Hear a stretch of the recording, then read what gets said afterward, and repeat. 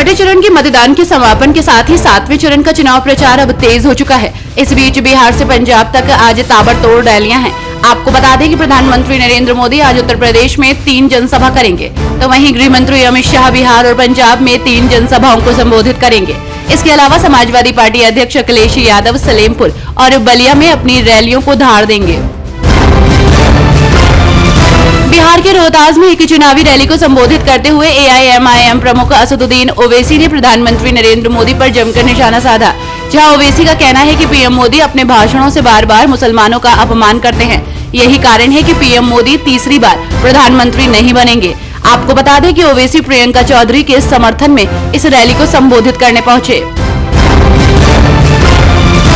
Delhi police ने आज विधायक और नई दिल्ली लोकसभा सीट से आम आदमी पार्टी के उम्मीदवार सोमनाथ भारती के करीबी पर बड़ा एक्शन लिया, जहां पुलिस ने आप प्रत्याशी के करीबी अंशुल का मोबाइल फोन सीज कर लिया है। दरअसल छठे चरण में नई दिल्ली लोकसभा सीटों पर हुए मतदान के दौरान आपके उम्मीदवार सोमनाथ भारती ने बीजेपी पर गंभीर आरोप लगाते हुए कहा कि बीजेपी के पोलिंग एजेंट अपने उम्मीदवारों से जुड़े पैम्पलेट पोलिंग बूथ के अंदर ले जा रहे हैं।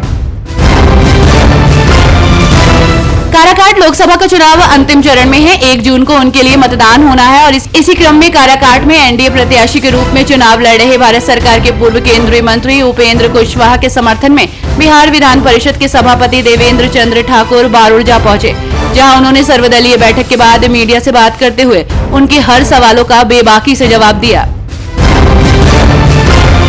राजनीतिक विश्लेषक योगेंद्र यादव ने सोशल मीडिया प्लेटफॉर्म एक्स पर पोस्ट किए एक वीडियो में बताया कि बीजेपी को लोकसभा चुनाव में 240 से 260 सीटें मिल सकती हैं।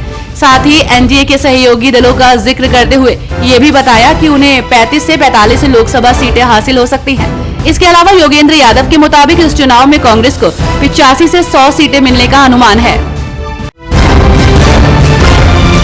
गुजरात के राजकोट शहर में बीते शनिवार की शाम एक गेम जोन में लगी भीषण आग ने 27 लोगों की जिंदगियां छीन ली। इस हादसे में मारे गए लोगों में बच्चे भी शामिल हैं।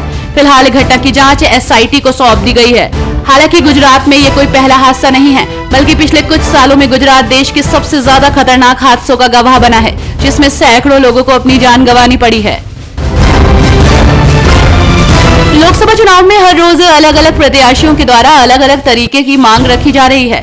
अलीगढ़ में समाजवादी पार्टी के प्रत्याशी और पूर्व में सांसद और विधायक रहे चौधरी विजेंद्र सिंह चुनाव से लेकर अब तक कई ऐसी मांगे रख चुके हैं, जिससे देश भर के चुनाव में सभी का ध्यान उनकी ओर आकर्षित हुआ है।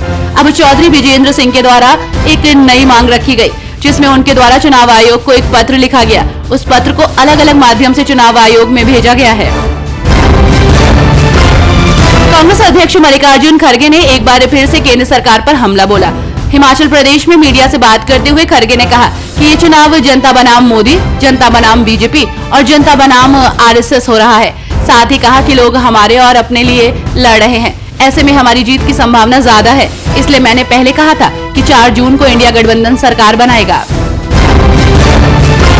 लोकसभा चुनाव 2024 के छठे चरण के लिए मतदान समाप्त होने के बाद प्रधानमंत्री नरेंद्र मोदी ने एक्स पर पोस्ट डालकर देश भर के सभी मतदाताओं को धन्यवाद कहा, जहां उन्होंने अपने पोस्ट में इंडिया गठबंधन पर भी निशाना साधते हुए कहा कि इंडिया गठबंधन को वोट करना व्यर्थ है।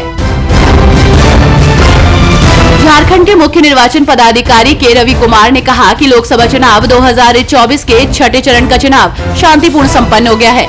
मतदान कर्मी EVM स्ट्रांग रूम में जमा करने के लिए मतदान केंद्रों से वापस लौटने लगे हैं। झारखंड के तीसरे चरण में 62.13% वोटिंग हुई। गिरिडीह लोकसभा संसदीय क्षेत्र में 65.44% मतदान हुआ।